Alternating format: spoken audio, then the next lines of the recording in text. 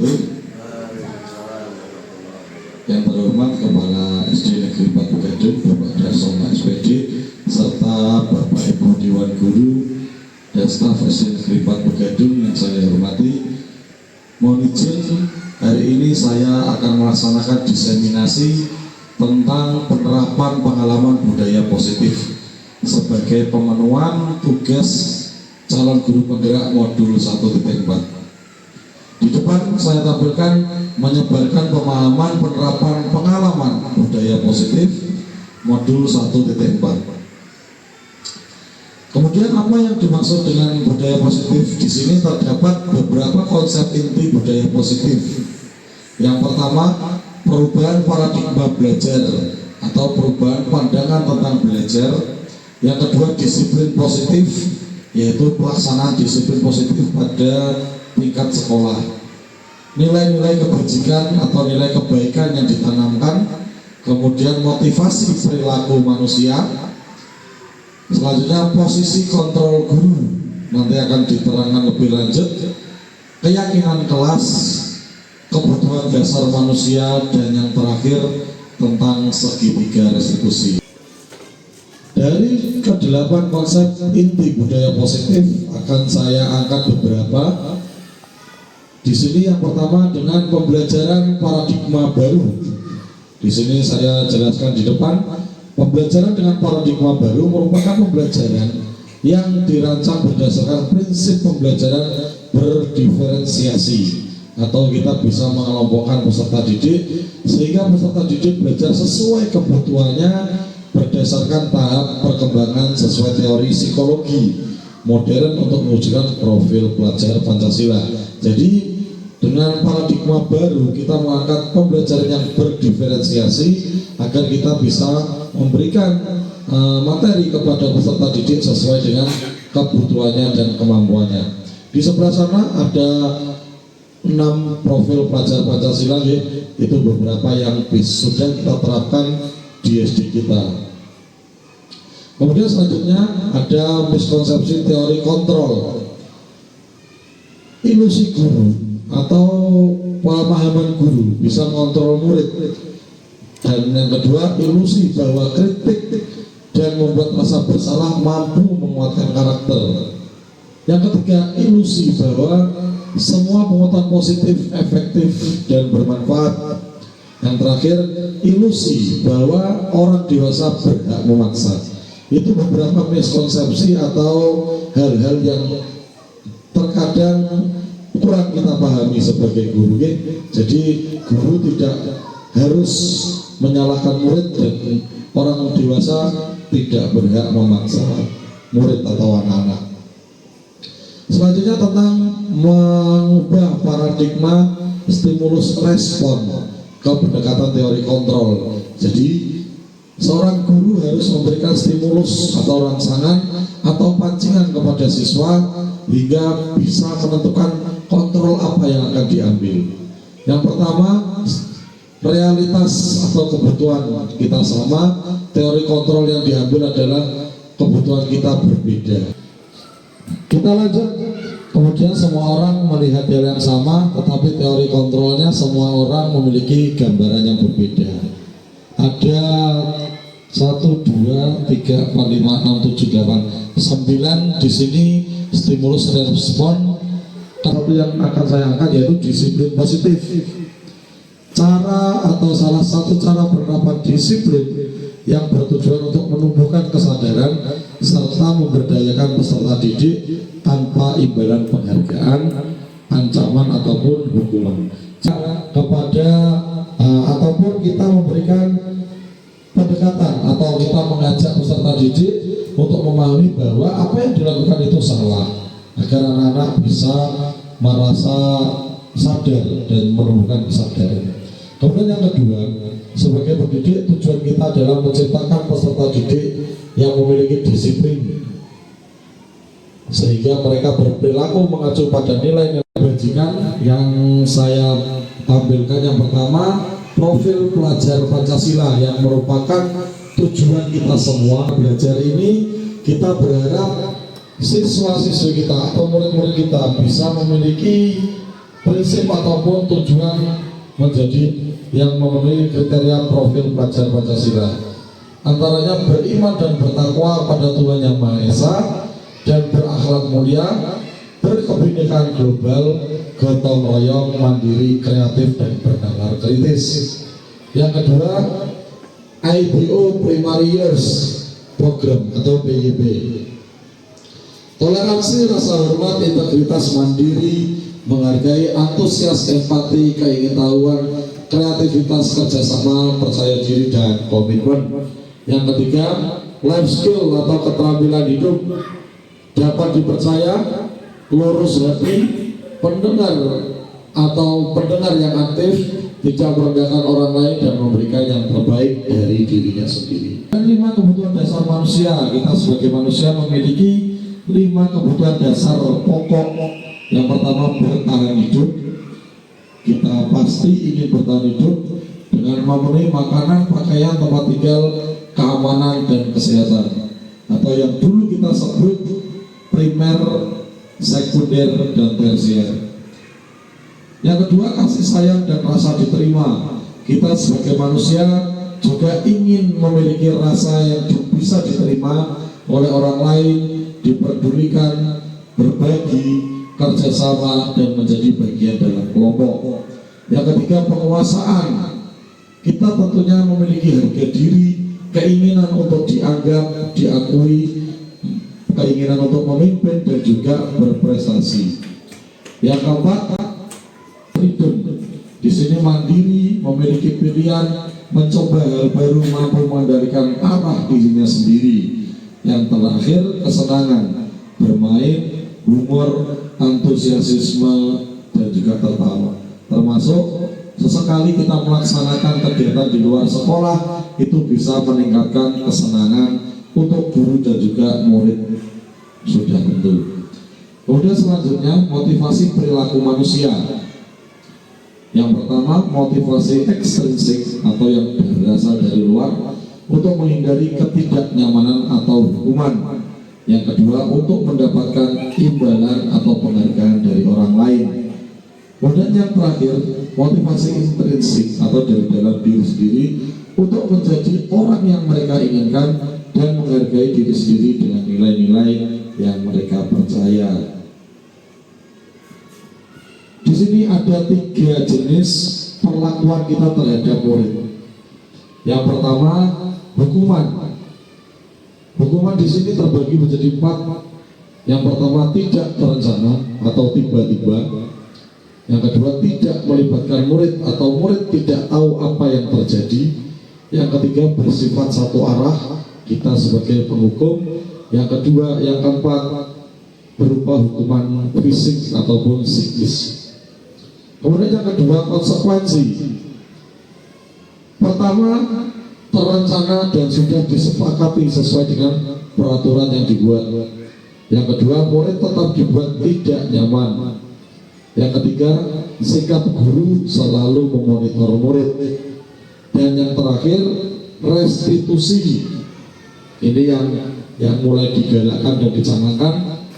Yang pertama, proses menciptakan kondisi bagi murid untuk memperbaiki kesalahan. Kemudian yang kedua, proses kolaboratif atau kerjasama yang mengajarkan murid untuk mencari solusi. Kita sebagai guru memiliki 5 posisi kontrol. Yang pertama, sebagai penghukum, itu yang kita hindari. Yang kedua, pembuat rasa bersalah, jika memang masih bisa dihindari, kita hindari. Yang ketiga, teman, ini yang mulai kita galakkan. Yang keempat, pemantau, dan yang kelima, manajer.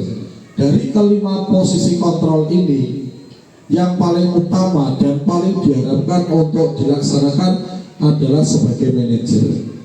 Jadi guru bisa memanage murid-muridnya, bisa menata murid-muridnya sehingga tidak terjadi pelanggaran-pelanggaran ataupun kesalahan yang dibuat oleh murid, baik sengaja maupun tidak sengaja. Yang kedua, sebagai pemantau. Yang ketiga, teman, dan selanjutnya. Di sini contoh penerapan 5 posisi kontrol dengan kasus ada siswa yang tidur pada saat jam pelajaran. Kita sebagai guru yang memiliki kontrol penghukum langsung meminta siswa atau menyuruh siswa keluar dari kelas sekarang. Sedangkan pembuat rasa bersalah, guru memanggil murid, kemudian berkata, berapa kali ibu bapak harus memberitahu kamu selalu saja mengecewakan ibu bapak.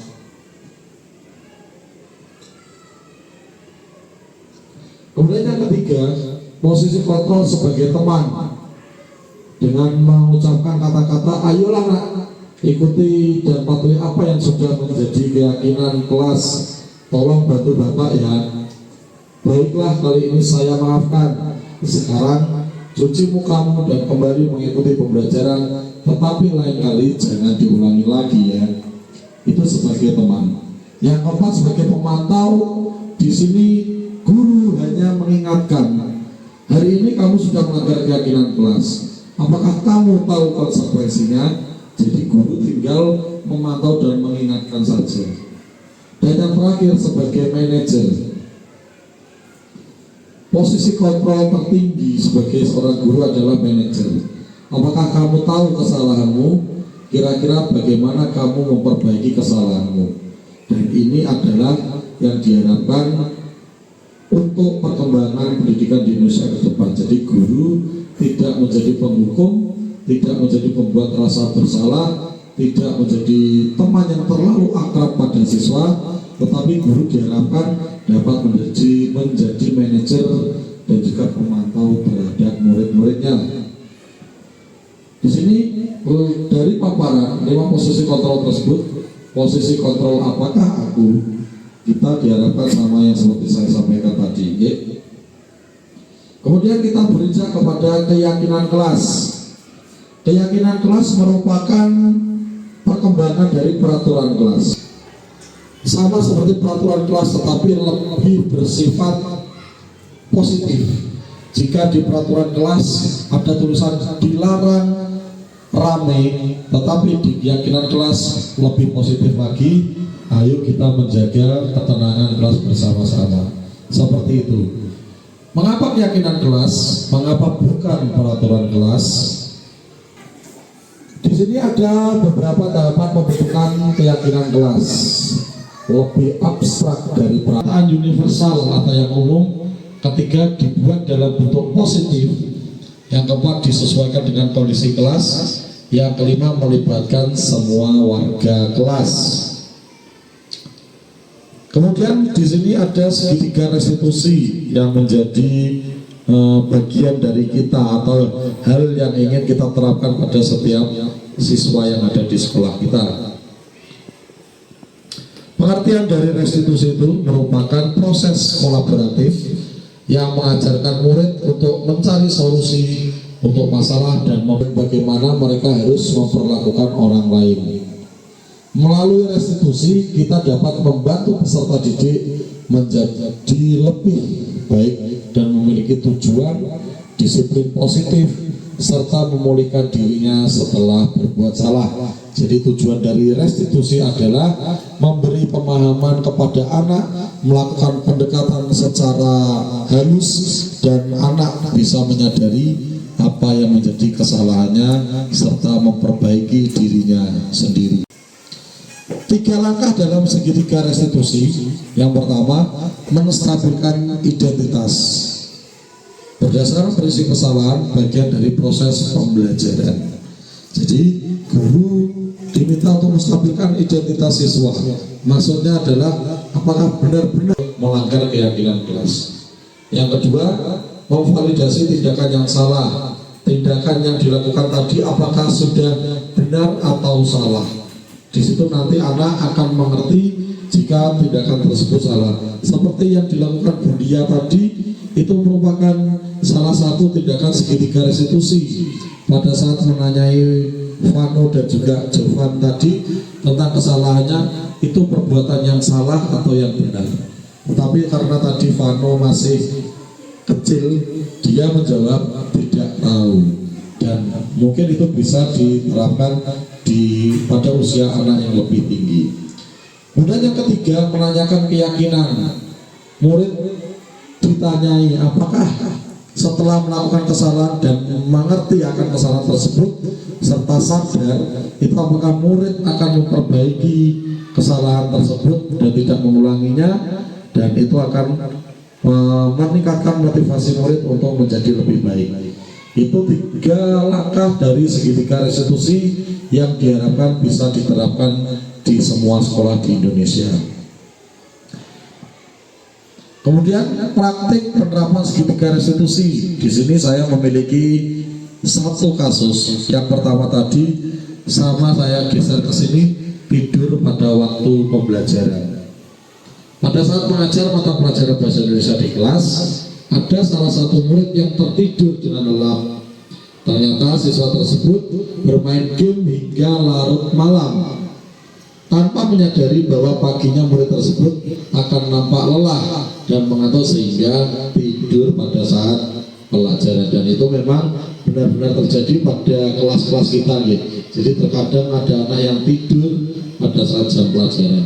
Di sini saya mempraktekkan salah satu segitiga restitusi, bahwa proses itu apakah itu benar dilakukan oleh anak, apakah anak itu benar-benar melakukan hal itu. Di sini ada salah satu langkah, yaitu menstabilkan identitas bahwa anak tersebut benar-benar yang melakukan kesalahan tersebut. Kesimpulannya, dalam menangani kasus dengan pendekatan segitiga restitusi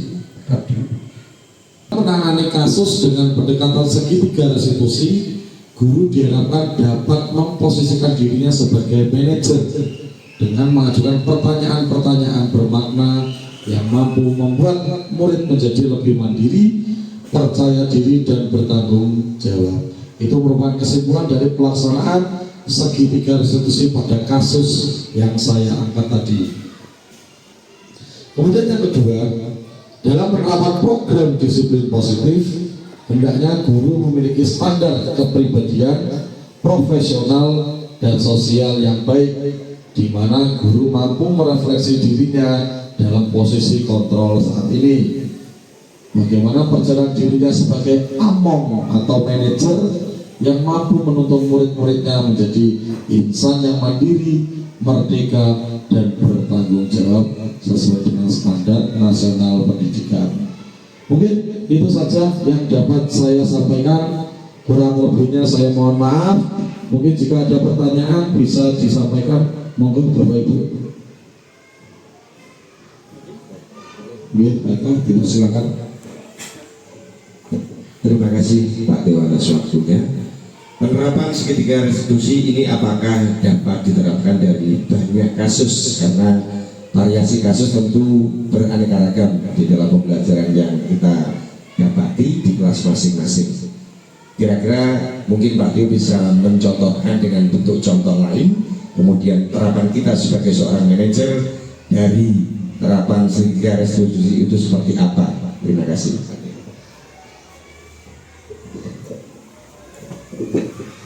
Oke, terima kasih Pak Eko. Pertanyaannya sangat bagus sekali. Apakah penerapan segitiga restitusi itu dapat diterapkan pada semua kasus yang dihadapi di sekolah? Jawabannya tentu tidak. Karena segitiga restitusi hanya dapat diterapkan pada kesalahan atau perilaku anak yang sekiranya tidak terlalu parah ataupun menyimpang. Seperti mengejek teman, itu masih perilaku verbal, tetapi kalau sudah sampai tahap bullying, itu masih sudah harus dilakukan tahapan di atas tahapan restitusi.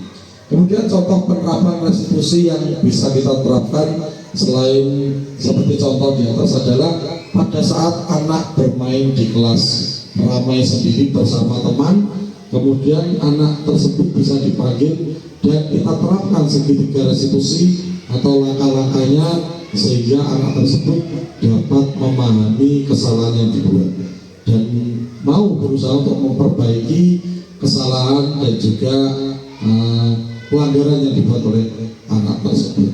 Dan tentunya itu bisa dilaksanakan pada anak yang usianya sudah matang ataupun sudah beranjak dewasa.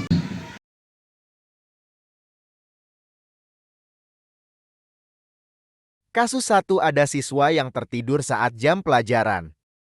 Assalamualaikum Pak. Waalaikumsalam Kak. Kamu tahu nggak kenapa aku panggil? Tidak Pak. Kamu tadi sepertinya ketiduran ya waktu pelajarannya Pak Teo. Kenapa kok bisa ketiduran? Saya tidur. Mengantuk, kok bisa mengantuk kenapa Kak? Saya tidur sampai malam. Sampai jam berapa semalam kamu main? Sampai jam 12. Jam 12 malam ya. Setiap orang itu melakukan kesalahan ya. Setiap orang itu punya hobi, tapi tidak boleh sampai melakukan kesalahan ya. Menurut kamu main game online sampai malam itu ada manfaatnya nggak? Tidak ada. Tidak ada manfaatnya ya. Kalau tidak ada manfaatnya, kenapa kamu lakukan? Jangan diulangi lagi ya. Menurutmu kesalahan kedua, tadi jujur di kelas itu perbuatan yang salah apa benar? Salah Pak. Perbuatan yang salah ya. Kamu sekarang sudah sadar apa belum akan kesalahan yang kamu buat?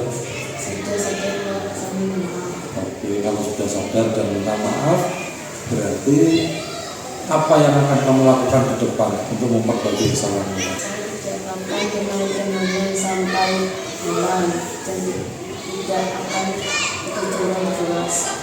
Kalau sudah sadar seperti itu, untuk kedepannya kamu tidak harus mengulangi kesalahan itu lagi ya Kak ya. Oke, kalau seperti itu silakan kembali ke tempatmu dan semoga kamu bisa lebih baik lagi ya. Terima kasih. Oke, sama-sama. Kasus 2, siswa bermain game saat jam pelajaran dimulai. Assalamualaikum Pak. Waalaikumsalam Mas Jani. Kamu tahu nggak kenapa Pak Tio lagi kesini? Tidak tahu Pak. Tadi sepertinya waktu pelajaran kamu main game ya sampai mengeluarkan suara. Iya Pak. Kenapa sih alasanmu kok bisa main game pada waktu pelajaran tadi? Saya bermain dengan teman Pak. Kalau tidak dilanjutkan saya Ini akan kalah. Orang itu pasti memiliki kesalahan dan perbuatan dari tadi itu salah. Kamu ngerti nggak kalau perbuatan itu salah? minta maaf. Ya, coba kamu pikirkan, main game online sampai mengeluarkan suara itu perbuatan yang salah apa? Salah Pak. Kenapa kok salah? Karena mengganggu remaja lain dan juga tidak sedang aktif Pak. Ya, benar sekali. Sekarang kamu sudah sadar atau belum akan kesalahan yang kamu lakukan? Ya, untuk ke depannya, apa yang akan kamu lakukan untuk memperbaiki kesalahanmu ini? Saya tidak akan mengulanginya lagi. Dan juga saya tidak akan bermain game pada saat pelajaran. Ya, baik. Kalau kamu sudah mengerti dan sudah memahami salah, kamu bisa memetik pelajaran bermakna dari kesalahan yang kamu buat ini ya, jadi ya. Nah, kalau begitu, silakan kembali ke tempatmu dan mengikuti pelajaran seperti biasa ya. Terima kasih banyak. Sama-sama. Assalamualaikum Pak. Waalaikumsalam Mas Jani. Kamu tahu nggak kenapa Pak Tio lagi kesini? Tidak tahu Pak. Tadi sepertinya waktu pelajaran kamu main game ya sampai mengeluarkan suara. Iya Pak. Kenapa sih alasanmu kok bisa main game pada waktu pelajaran tadi? Saya bermain dengan teman Pak. Kalau tidak dilanjutkan saya Ini akan kalah. Orang itu pasti memiliki kesalahan dan perbuatan dari tadi itu salah. Kamu ngerti nggak kalau perbuatan itu salah? minta maaf. Ya, coba kamu pikirkan, main game online sampai mengeluarkan suara itu perbuatan yang salah apa? Salah Pak. Kenapa kok salah? Karena mengganggu remaja lain dan juga tidak sedang aktif Pak. Ya, benar sekali. Sekarang kamu sudah sadar atau belum akan kesalahan yang kamu lakukan? Ya. Untuk ke depannya, apa yang akan kamu lakukan untuk memperbaiki kesalahanmu ini? Saya tidak akan mengulanginya lagi. Dan juga saya tidak akan bermain game pada saat pelajaran. Ya, Jadi kalau kamu sudah mengerti dan sudah memahami salam, kamu bisa memetik pelajaran bermakna dari kesalahan yang kamu buat ini ya jadi ya. Nah, kalau begitu silakan kembali ke tempatmu dan mengikuti pelajaran seperti biasa ya. Terima kasih. Sama-sama. Mungkin itu dari Pak Eko. Ada lagi teman-teman yang ingin bertanya? Satu pertanyaan lagi, monggo dipersilakan. Oke, Julia, monggo. Ya, terima kasih Pak Teo atas waktunya. Yang mau saya tanyakan, apalagi saya baru di Gereja Merdeka, mungkin bagaimana cara membuat keyakinan kelas yang baik, baik itu dari kalimatnya atau mungkin apa saja yang perlu dimasukkan dalam keyakinan kelas itu, mungkin bisa diberi sedikit masukan untuk saya sudah membuat tapi mungkin masih banyak kurangnya, jadi mungkin kita bisa sharing sama-sama di sini untuk membuat keyakinan kelas yang baik itu yang seperti apa. Seperti itu. Terima kasih. Oke, terima kasih Julia atas pertanyaannya tentang keyakinan kelas. Yuk, kita geser dulu slide-nya. Nah, pembentukan keyakinan kelas ini. Keyakinan kelas itu dibentuk setelah peraturan kelas dibuat.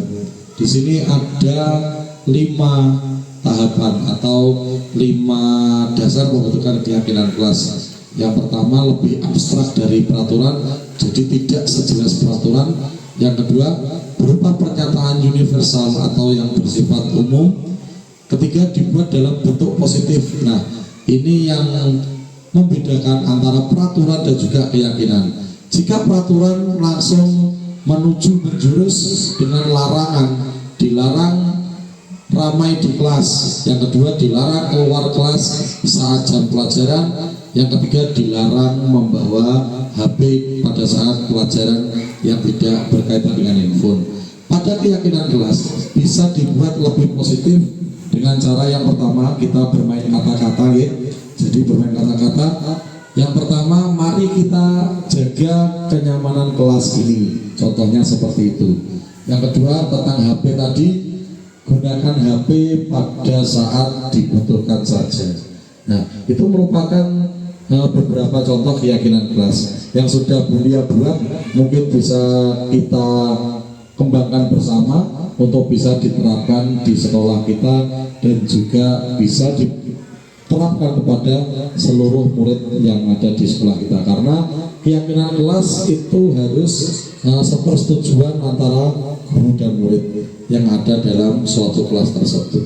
Mungkin seperti itu Bu Dia. Yeah.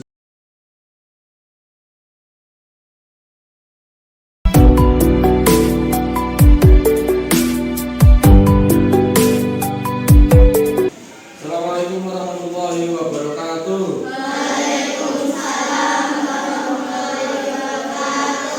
Selamat pagi anak-anak semuanya. Pagi.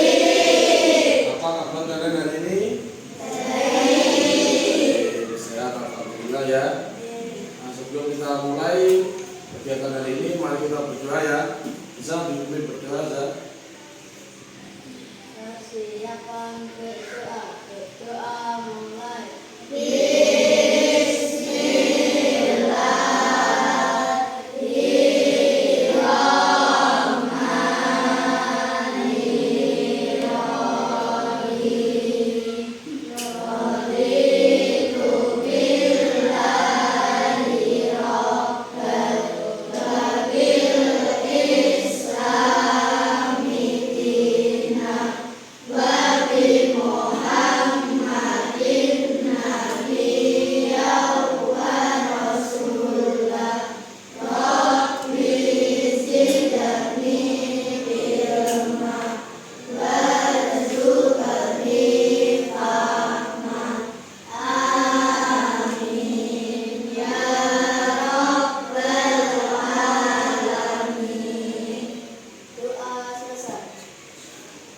Oke, terima kasih anak-anak.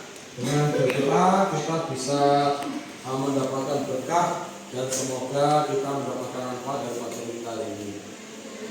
Untuk kegiatan hari ini kita meneruskan kegiatan kita yang kemarin. Kemarin kita sudah membuat peraturan kelas ya.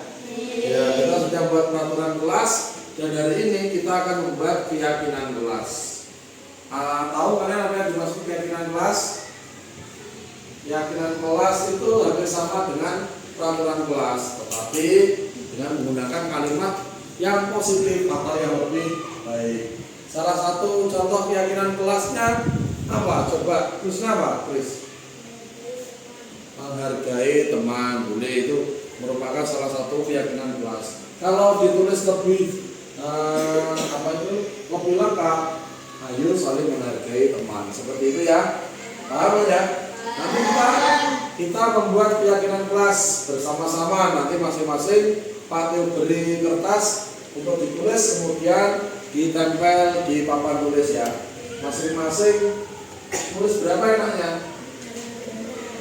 Tulis 3 ya. Oke, 3 cukup ya. Oke, nanti masing-masing tulis 3 di kertas yang Pak Teo beri, kemudian ditempel di depan. Itu ya anak ya. Oke.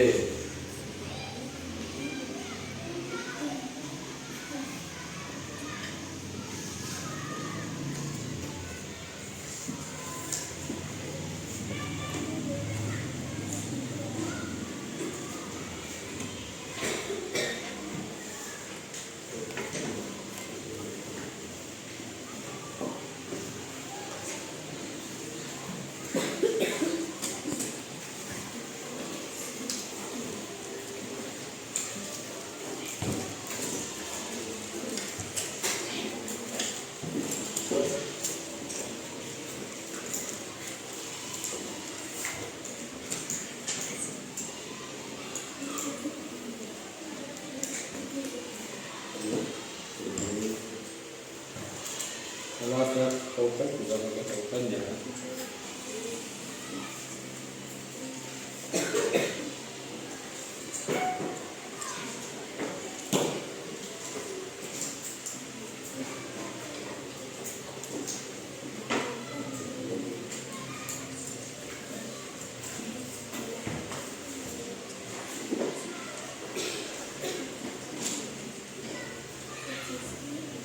Sudah berapa semua ya anak ya?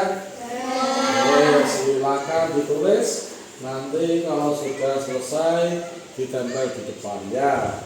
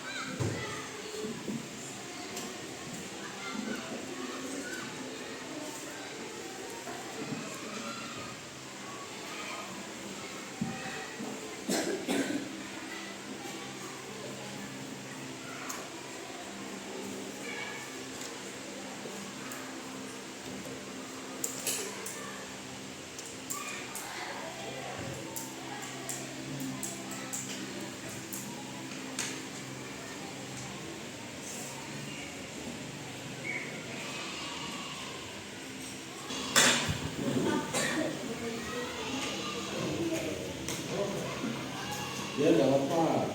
Keyakinan kelas itu yang penting nanti kita sepakati bersama, kita jalani bersama agar kita saling bisa menerapkan keyakinan kelas yang kita belajar.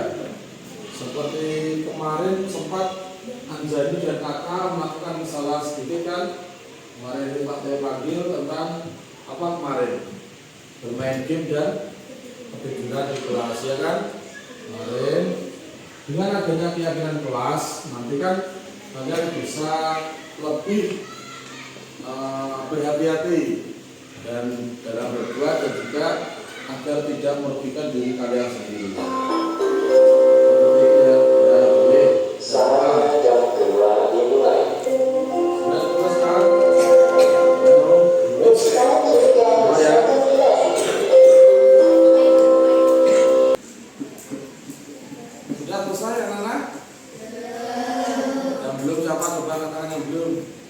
Masih banyak yang belum ya, segera diselesaikan ya. Nanti kalian membacakan satu persatu, kemudian ditempel di depan ya. Hari ini yang nggak masuk siapa Nana? Rahmat, mana Rahmat? Oh, jadi nggak bisa buat keyakinan kelas ya. Oke, silakan diselesaikan.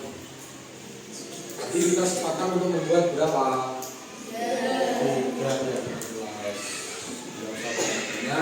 Jadi kalau semua bisa dibuat dan disepakati, maka sekolah atau kelas kita nanti akan terasa lebih nyaman ya, lebih enak dibuat untuk belajar. Oke, sudah selesai anak? Ayo. Keyakinan kelas, peraturan yang sudah kita buat kemarin nanti menjadi rambu-rambu kita dalam bergaul sehari-hari, sehingga kita bisa menghindari perbuatan-perbuatan yang tercela atau yang perbuatan yang tidak baik. Ya, sudah bisa ya? Silakan siapa yang mau maju lebih dulu, nanti kemudian ditempel di depan. Silakan.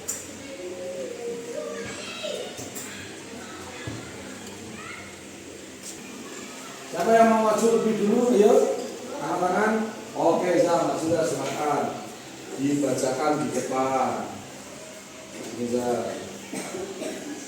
Menjaga kebersihan kelas, menghargai teman, Ya, menjaga kebersihan kelas. Kemudian yang kedua, saling menghargai teman. Berarti kalian tidak boleh mengolok-olok ya. Tidak boleh mengejek. Yang ketiga, menghormati guru. Menghormati guru seperti ini apa bukan? Bukan. Menghormati guru itu berarti kalau ada guru yang sedang mengajar ataupun sedang lewat kalian hormati. Oke, Zak, silakan. Tepuk tangan untuk Zak.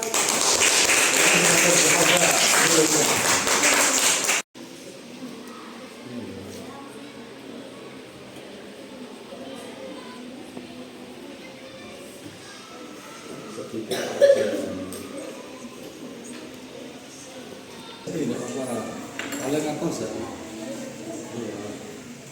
Oke, sudah.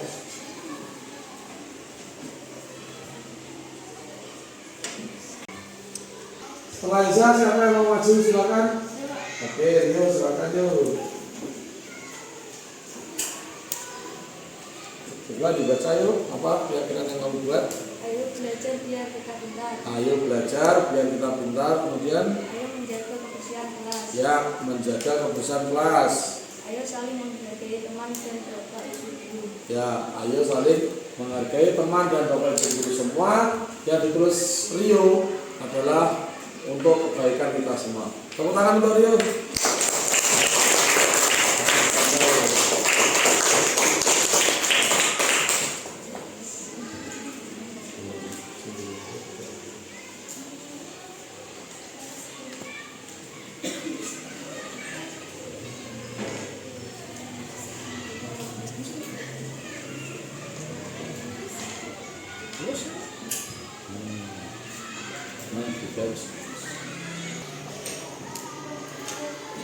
Selanjutnya siapa yang maju? Silakan angkat langsung.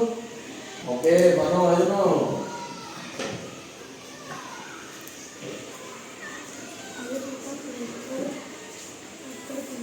Ayo kita belajar agar pintar. Terus yang kedua,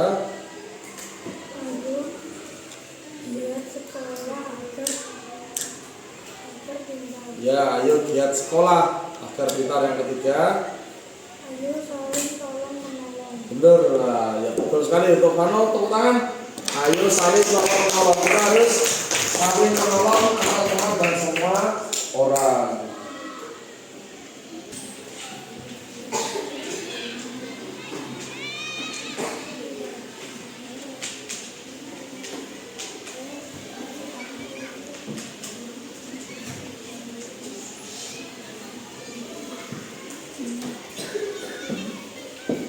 Oke, selanjutnya siapa yang mau maju? Silakan. Oke, Jami, ayo.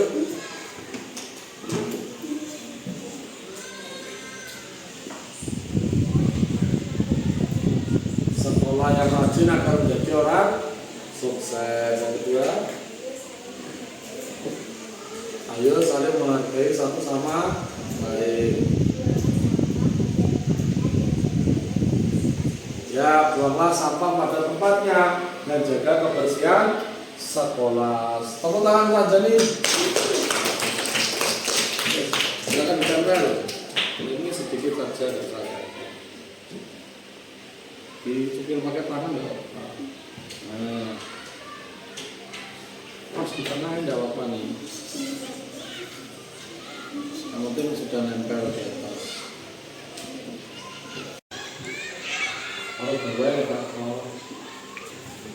Selanjutnya, ayo. Oke, Putri silakan. Yang keras suaranya. Ayo menghargai teman yang berbeda keyakinan. Ayo menghargai teman yang berbeda keyakinan. Ayo menjaga lingkungan kelas supaya menjadi bersih. Ya, ayo menjaga lingkungan kelas supaya bersih. Ayo buanglah sampah pada tempatnya. Ayo buang sampah pada tempatnya. Tepuk tangan untuk Putri.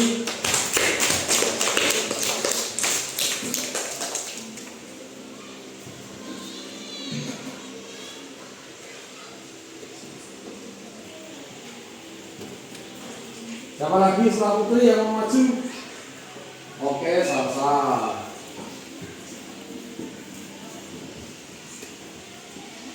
Coba dibacakan, Sal. Satu, ayo jaga kebersihan tempat. Ya, ayo jaga kebersihan kelas. Yang kedua, Dua, ayo saling menghargai sesama teman. ayo saling menghargai sesama teman. Yang ketiga, Jangan membuang sampah di hati atau di kelas. lah dulu, membuang sampah harus pada tempatnya. Ya, kalau jangan buang sampah di laci itu termasuk peraturan. Ya, salah saya. Oke, tepuk tangan untuk Salsa.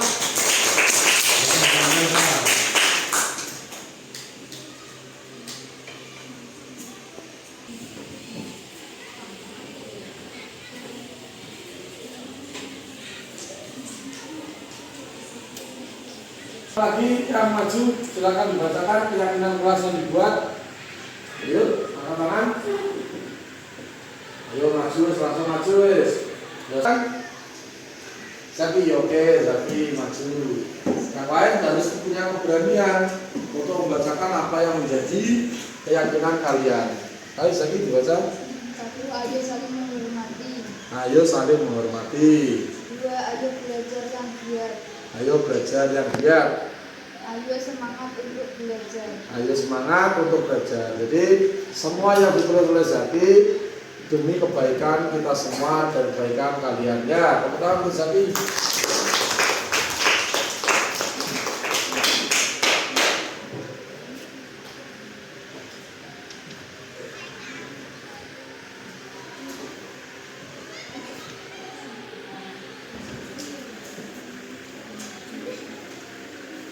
Oke, siapa lagi yang mau maju? Silakan. Oke, Cahaya. Mana ya yang dibacakan? Silakan dibacakan. Ayo menjaga lingkungan sekolah. Ayo menjaga lingkungan sekolah ya. Ayo membuang sampah pada tempatnya. Ayo membuang sampah pada tempatnya yang terakhir, ayo menjaga fasilitas kelas. Jadi semua yang ada di kelas ini harus dijaga ya, tidak boleh dirusak, tidak boleh dikotori, terutama apa yang menjadi fasilitas untuk belajar kalian. Tepuk tangan untuk saya.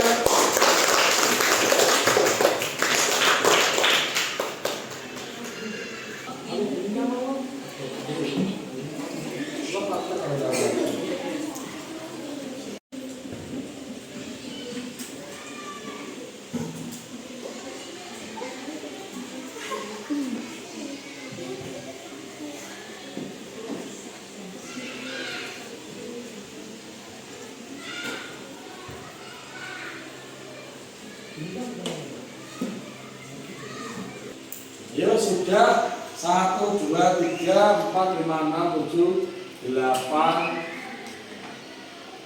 Iya, ada 8 yang sudah maju. Silakan yang mau maju lagi. Siapa angkat tangan? Yuk. Oh ya, Najwa, Dewa. Ya kelas ya, Najwa. Ayo bertanggung jawab menjaga lingkungan sekitar. Hormati guru dan orang tuamu. Ya, jagalah kebersihan lingkungan. Jadi tugas kita sebagai peserta didik atau sebagai warga sekolah tidak hanya belajar tapi menjaga lingkungan juga. Ya, tepuk tangan untuk Najwa.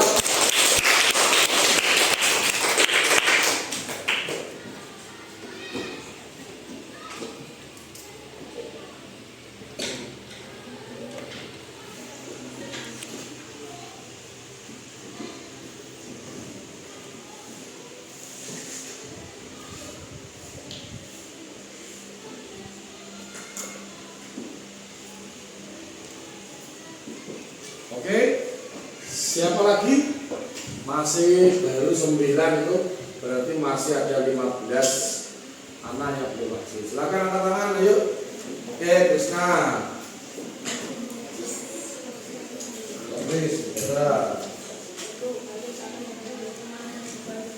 ayo saya menghargai teman dan bapak ibu yang kedua, menjaga kebersihan kelas. Ketiga, ayo belajar lebih giat dan rajin agar kita pintar. Hampir sama dengan teman-teman yang lain ya. Nanti dari semua keyakinan akan kita jadikan satu mana yang kita ambil dan kita tulis di kelas. Tepuk tangan untuk Krisna.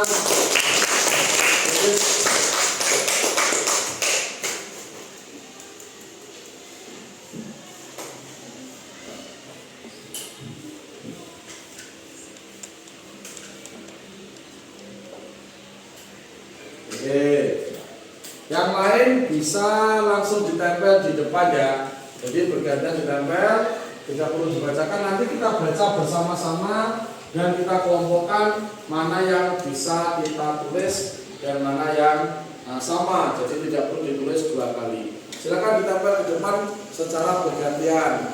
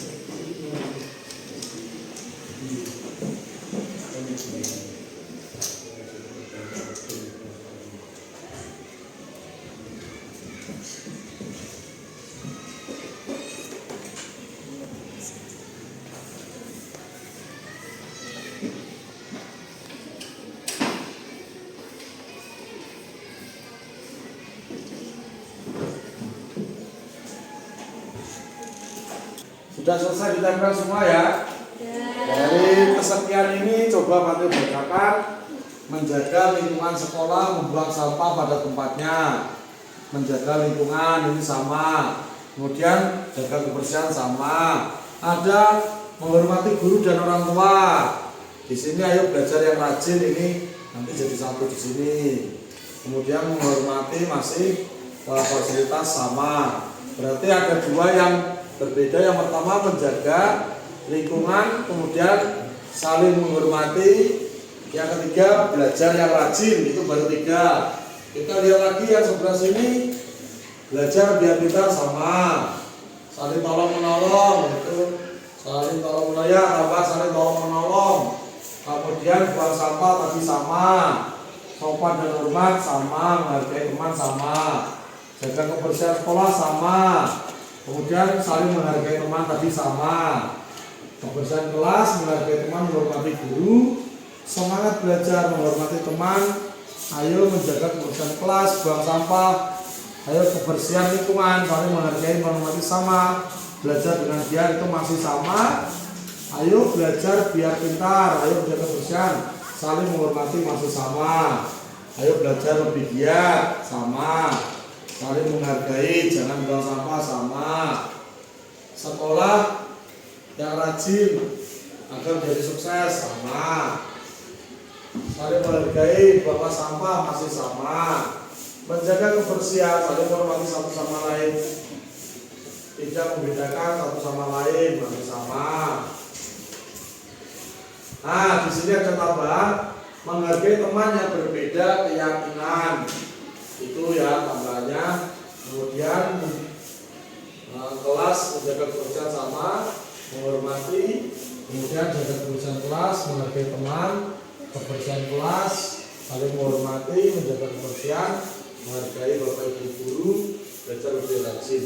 Berarti kita dari semua yang kalian tulis itu didapat 5 keyakinan kelas yang sama atau yang banyak ditulis. Yang pertama, ayo rajin belajar agar menjadi pintar. Yang kedua, menghormati bapak ibu guru. Yang ketiga, menjaga kebersihan kelas. Yang keempat, saling menghargai teman. Ayo saling menghargai teman. Yang kelima,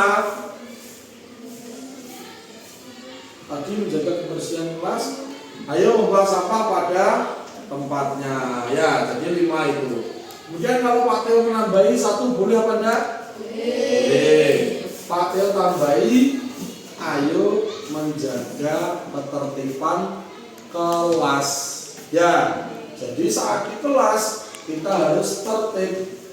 Tidak boleh kemarin seperti kakak ketiduran di kelas, seperti Anjani kemarin bermain game sampai bersuara, itu tidak menjaga ketertiban. Jadi yang seperti itu menjadi salah satu keyakinan kelas kita. Ayo menjaga ketertiban kelas. Kelas yang tertib akan memberikan kenyamanan untuk melaksanakan pembelajaran. Ya, daripada kelas yang ramai dan tidak kondusif. Baik anak-anak ya. Jadi itu tadi keyakinan kelas yang kita buat. Kebetulan kita kemarin sudah membuat peraturan kelas yang sudah kita tempel di sini. Di sini salah satu peraturan kelas yang kita buat adalah tidak boleh membuat onar saat jam pelajaran. Kemudian yang kedua, sanksi jika melanggar atau menghafal perkalian. Yang kedua, tidak boleh berkata kasar, mengejek. Yang ketiga, membuang sampah di laci bangku. Tidak boleh buang sampah di laci bangku. Dan yang ketiga, keempat, tidak boleh makan saat jam pelajaran. Yang kelima, merusak fasilitas kelas. Ini hampir sama dengan keyakinan yang kita buat tadi ya. Yang pertama, tidak boleh membuat onar saat jam pelajaran. Itu tadi di keyakinannya apa? Ayo menjaga ketertiban kelas.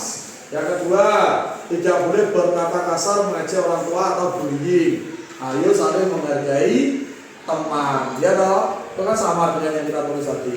Yang ketiga, tidak boleh membuang sampah di laci bangku.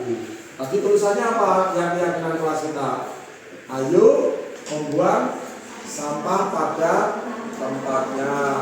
Yang keempat, merusak fasilitas kelas, tidak boleh merusak fasilitas kelas. Tadi sama dengan yang ditulis oleh salah satu tadi saya, ayo menjaga fasilitas kelas. Jadi peraturan ini nanti selaras dengan keyakinan kelas yang kalian buat. Setelah peraturan dibuat, kemudian keyakinan kelas dibuat agar kita lebih berhati-hati dalam bersikap dan berperilaku. Kita anak-anak ya, sudah paham? Keyakinan kelas yang kita buat tadi bisa kita laksanakan bersama? Bisa kita sepakati ya? Mudah-mudahan nanti kelas kita ini menjadi salah satu kelas yang terbaik dan bisa menjadi contoh untuk kelas yang lain. Ya, mungkin itu saja dari Mateo tentang keyakinan kelas yang kita buat. Setelah ini jam istirahat, silakan kalian istirahat ya. Nanti setelah istirahat kita masuk pelajaran selanjutnya yaitu pelajaran matematika. Itu saja dari Mateo. Assalamualaikum warahmatullahi wabarakatuh. Waalaikumsalam warahmatullahi wabarakatuh. Ya, terima kasih atas pertanyaannya. Mungkin 2 pertanyaan cukup ya. Dari pemaparan saya tadi tentang keyakinan kelas, kebutuhan dasar manusia, segitiga restitusi, posisi kontrol guru, dan juga budaya positif yang saya sampaikan tadi mudah-mudahan dapat bermanfaat untuk kita semua dan bisa kita terapkan di sekolah kita SD Negeri 4 Begadung ini dengan baik dan sesuai dengan harapan kita semua. Mungkin itu saja yang dapat saya sampaikan. Oke, saya tutup. Terima kasih. Saya akhiri. Assalamualaikum warahmatullahi wabarakatuh.